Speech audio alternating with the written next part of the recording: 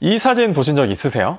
이 사진 보면 이쪽 얼굴이 막 우툴두툴하고 이쪽은 상대적으로 좀 매끈하죠. 이분은 미국에서 28년 동안 배달 트럭 운전을 한 69세 남성분이신데요. 운전을 28년 동안 계속하면서 왼쪽 얼굴은 계속적으로 자외선 노출이 되면서 자외선에 의해서 노화가 되고 이쪽 얼굴은 상대적으로 이렇게 깨끗한 얼굴을 갖게 된 거예요. 자, 그러면 이 사진 보셔서 아시겠지만 이 자외선 중요한 거 알겠고 뭐 피부 노화 자외선이 만드는 것도 알겠어. 그러면 도대체 선크림은 어떤 걸 발라야 되는지 도저히 너무 복잡하고 모르겠다 하시는 분들 많으시죠? 오늘 이 영상 보시면은 차단제 고르는 방법 확실하게 아시게 되실 거예요. 영상 들어가기 전에 오늘 좋아요 꾹 눌러주시고요. 그럼 지금부터 시작해 볼게요. 자, 그러면 나한테 잘 맞는 선크림을 고르려면 이 선크림의 종류부터 살짝 알고 들어가는 게 중요하거든요. 이 선크림의 종류가 크게 세 가지로 나뉘어요. 유기자차, 무기자차, 혼합자차 이렇게 나뉘는데요. 일단은 무기자차는요, 물리적으로 장벽을 만들어서 자외선이 피부에 안 들어오게 하는 이런 약간 방패 같은 역할을 하는 차단제예요. 피부에 흡수되지 않고 피부의 한 겹에 막을 씌워주는 거기 때문에 피부에 흡수돼서 생기는 문제점들이 없어요. 예를 들어서 피부 트러블이 생긴다든지 아니면 뭐 불금증이라든지 가려움증이라든지 이런 것들이 상대적으로 좀 덜하고요. 아기들이 사용하거나 아니면 임산부분들, 피부가 또 예민하신 분들이 사용하기에 좋은 제품이 바로 이 무기자차 제품이에요. 반면에 이 무기자차 제품들도 단점은 있는데요. 선크림 바르고 나서 이렇게 물 닿거나 땀 흘리게 되면 이렇게 막 허옇게 막 물 줄줄줄 흐르는 그런 자외선 차단제 제품들은 대부분 무기자차 제품인 경우가 많고요.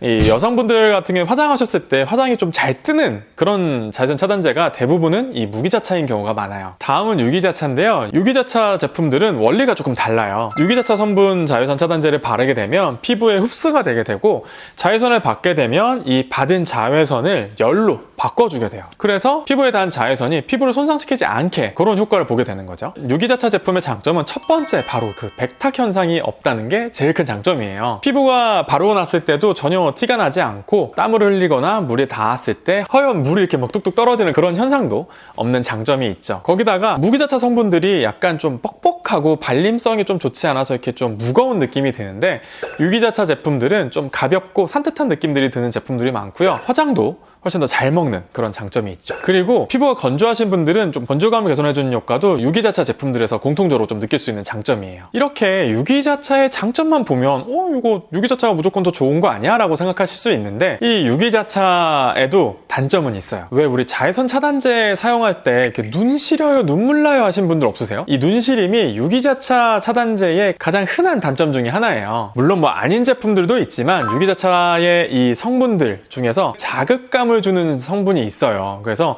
이런 성분이 있는 유기자차 제품을 쓰시면 눈 주변에 우리가 가까이 이렇게 바르잖아요. 그랬을 때 눈이 막 시리고 눈물 나고 그런 부작용이 있는 거죠. 그 밖에는 이 유기자차 제품이 피부에 흡수된다고 말씀을 드렸잖아요. 이 피부에 흡수되는 여러 가지 유기자차의 성분들이 피부에 트러블을 일으키는 경우가 상당히 많거든요. 그래서 이 피부가 예민하신 분들은 유기자차 제품 바르고 나서 피부가 붉어지거나 뭐 예민해지거나 아니면 뭐 좁쌀여드름이 막 올라온다거나 이런 것들이 이 유기자차 제품의 단점이라고 할 수 있어요. 세 번째는 혼합자차인데요. 이 혼합자차는 유기자차의 장점, 무기자차의 장점을 섞어놓은 그런 제품이라고 보시면 돼요. 그래서 무기자차의 백탁도 좀 적고 유기자차의 트러블도 적은 그런 제품이에요.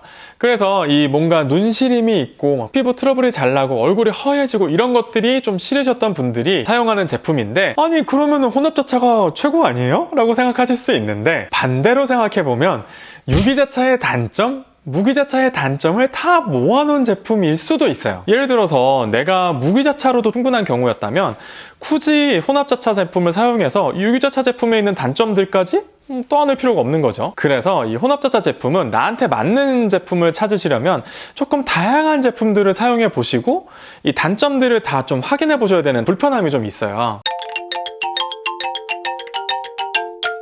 그 다음으로 확인해야 될 게 자외선 차단 지수인데요. 자외선 차단 지수는 SPF, 그 다음에 PA 이렇게 두 가지가 있어요. 여러분들이 흔히 알고 계신 SPF는 뭐 50, 30, 뭐 이렇게 43 뭐 이렇게 막 써 있는데 이 SPF 50이라는 건 내가 자외선을 받았을 때 자외선이 50분의 1만큼만 내 피부에 닿는다는 얘기예요. SPF 30 이렇게 돼 있으면 자외선의 30분의 1만큼만 내 피부에 닿는 거죠. 그래서 우리가 야외 활동을 많이 한다고 하면은 무조건 SPF 50을 추천드려요. 근데 만약에 내가 야외 활동 많이 안 하고 실내에서만 있는다 라고 한다면은 SPF 30 정도로도 충분히 자외선 차단이 되기 때문에 굳이 SPF 50을 쓸 필요는 없는데, 이 자외선 차단제가 지수가 높을수록 차단 성분들이 많아지기 때문에 아무래도 피부 트러블들을 일으킬 확률이 훨씬 더 높거든요. 그래서 SPF 30 정도 이상이라면 충분한 차단 효과를 가지고 있기 때문에 용도에 맞게 사용하시면 될 것 같아요. 그 다음으로 PA인데요. PA 같은 경우에는 잘 모르시는 경우가 많아요. SPF 같은 경우에는 50인지 30인지 엄청 꼼꼼히 보시는데, 이 PA 지수는 보면은 자외선 차단제 옆에 이렇게 PA 플러스, PA 플러스 플러스, PA 플러스 플러스 플러스, 플러스 플러스 플러스 플러스 해가지고 4개까지 이렇게 있는데, 자외선은 UV라고 우리가 알고 계시죠? 근데 이 UV가 A, B, C가 있어요. UVA와 UVB를 주의하시면 되는데, 우리가 알고 있는 SPF는 UVB에 대한 차단 지수고요. PA라고 방금 알려드린 거는 UVA에 대한 차단 지수예요. UVA는 피부의 이 착색이라든지 노화라든지 많은 영향을 미치고요. UVB는 피부암이라든지 이런 피부 질환을 일으키는 거에 더 많은 영향을 미치는 거로 알려져 있어요. 그래서 SPF 50의 빵빵한 제품을 사용했지만 PA가 1+, 내지는 PA++ 돼 있는 제품을 사용했다면 자외선 차단제를 듬뿍 발랐지만 피부가 검게 탈 수도 있는 거예요. 그렇기 때문에 여러분들 자외선 차단제를 고르실 때는 SPF 지수만큼이나 PA 지수도 꼭 확인해 주세요. 지금까지 알려드린 것들로 상당 부분의 궁금증은 많이 해결되셨을 거예요. 그럼에도 불구하고 아직도 자외선 차단제에 대해서 궁금한 게 있으신 분들이 많으실 거예요. 제가 그래서 여러분들이 흔히 물어보시는 질문들을 좀 추려봤거든요. 그렇게 흔히 물어보는 질문들에 대해서 지금부터 알려드릴게요. 이 선크림을 이것저것 여러 가지 써봤는데 불구하고 트러블이 나요 하시는 분들이 있더라고요. 이것저것 사용해봤는데 트러블이 난다? 그러면 사실은 원인은 딱 하나예요. 자외선 차단제를 하나 구입하면 꽤 오랫동안 쓰시더라고요. 2년, 3년 이렇게 쓰시는 분들이 많으시던데, 이 자외선 차단제가 유분기가 많기 때문에 변속에 상당히 취약하거든요.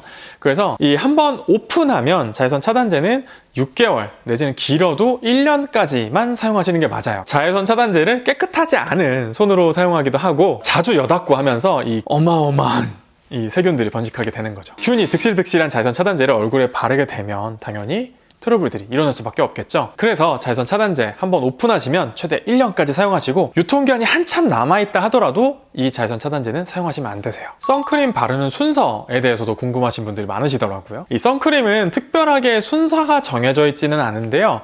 대신에 특별히 주의하셔야 될 건 있어요. 이 선크림은 바르고 나서 바로 화장을 하시면 선크림 때문에 화장이 막 밀리고 떡지고 이런 경우가 있거든요. 그래서 한 5분 정도 지나고 선크림이 좀 흡수가 되고 뭔가 보송보송한 느낌이 들었을 때 그 이후에 화장을 하셔야 화장이 뭉치는 그런 경우가 없기 때문에 지켜야 될 점이고요. 그리고 이것도 진짜 많이 물어보시는데, 저는 실내에만 있는데 선크림 꼭 발라야 되나요? 집에만 있는데 발라야 돼요? 라고 물어보시는 분들이 있거든요. 자외선 중에서 아까 우리가 3개가 있다고 했잖아요. 근데 그 중에서 A, B만 A, B만 신경 쓰면 된다고 말씀드렸는데, 이 UVB는 유리를 통과하지 않기 때문에 여러분들이 실내만 계시면 전혀 문제가 되지 않아요. 근데 이 UVA는 전혀 걸러지지 않고 투과해서 들어오기 때문에 날씨가 흐리건 유리창이 있는 실내에 있건 무조건 자외선 차단제를 꼭 발라주셔야 되는 거죠. 마지막으로 이 선크림이 물같이 변했는데 발라도 되나요? 라고 물어보신 분들이 있어요. 자외선 차단제의 물성이 이런 형태가 변했다는 건 자외선 차단제가 변성됐다는 거기 때문에 더 이상 자외선 차단 효과가 없는 경우가 많고 피부 트러블을 일으킬 가능성이 상당히 높기 때문에 마찬가지로 절대 바르면 안 되겠죠. 자, 지금까지 자외선 차단제 고르는 방법에 대해서 알려드렸어요. 오늘 영상이 좋으셨다면 구독과 좋아요, 알람 설정 해주시고요. 이 밖에도 궁금한 내용이 있다 라고 하시면 밑에 댓글로 알려주세요. 지금까지 예뻐진 도도TV 도쌤이었습니다. 감사합니다. 이분은 미국에서 29년 동안 28년 지금까지 하고 있으면 1년 늘었을 수 있잖아요.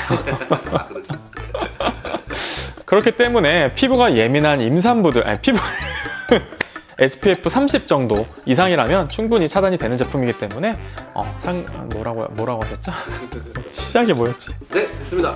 고생하셨습니다. 네, 아유 너무 수고 많으셨습니다. 네. 오늘 편집하시려면 아주 네, 아주 네.